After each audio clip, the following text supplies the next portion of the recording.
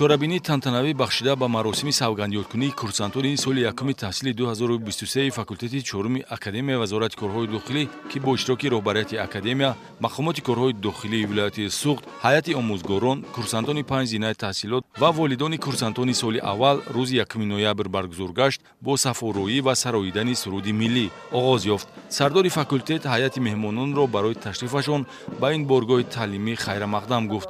Сипас тамоми курсантони нав дохил шуда, ки давоми 40 рӯз ҷамомади таълими саҳроиро гузаштанд, дар фазои тантанавӣ матни савгандро қироат намуданд.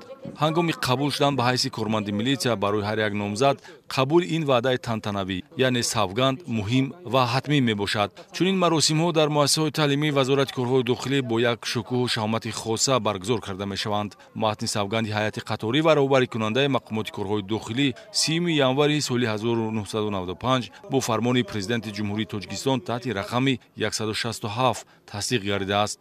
به خدمت در مقامات کارهای داخلی داخل شده سوگند یاد نموده با تنتنه قسم میخورم که تا آخر به خلق خود وطن است کاری که پیشه کردم صادق باشم. баъди дар ҳузури иштирокчиёни чорабинии савгандёткунӣ бо мароми курсантон, сардори Академияи Вазорати корҳои дохилӣ генерал-майёри милитсия Файзалӣ Шарифзода онҳоро бо ин рӯзи фаромӯшнашаванда табрик намуда, оиди дастовардҳои илмӣ таълимии академия, аз ҷумла муваффақиятҳои курсантону олимони факултети мазкур ҳарф зад. Мавсуф зимни суханронияш зикр намуд, ки рафти таълиму тарбия ва корҳои созандагиву бунёдкорӣ дар ин муассисаи олии Вазорати корҳои дохилӣ таҳти ғамхории ҳукумати кишвар, махсусан асосгузори сулҳу ваҳдати миллӣ, пешвои миллат, президенти ҷумҳурии Тоҷикистон муҳтарам Эмомалӣ Раҳмон ва роҳбарияти Вазорати корҳои дохилӣ қарор дорад. Дар соли хониши 2017 мавриди истифода қарор гирифтани бинои бо ҳашамати Академияи Вазорати корҳои дохилӣ бо пешрафтатарин шароити таълимӣ ва моҳи сентябри соли 2022 гузоштани санги асос барои бунёди бинои муосири таълимӣ дар факултети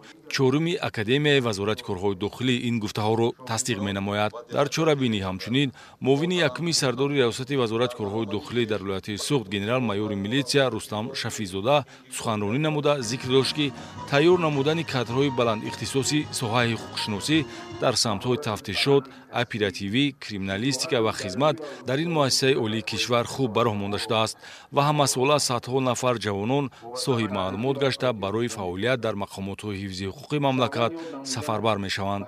дар маърузаи баромадкунандагон таъкид гардид, ки танҳо ба ҷавонони босавод, рӯҳану ҷисман обу тоб ёфта, қавӣ иродаvu ватандӯст, ки ба санҷишу талаботҳои низомномаи адои хизмат дар Вазорати корҳои дохилӣ ҷавобгӯ ҳастанд, муяссар мешавад, ки ба ҳайси курсанти академия пазирифта шаванд.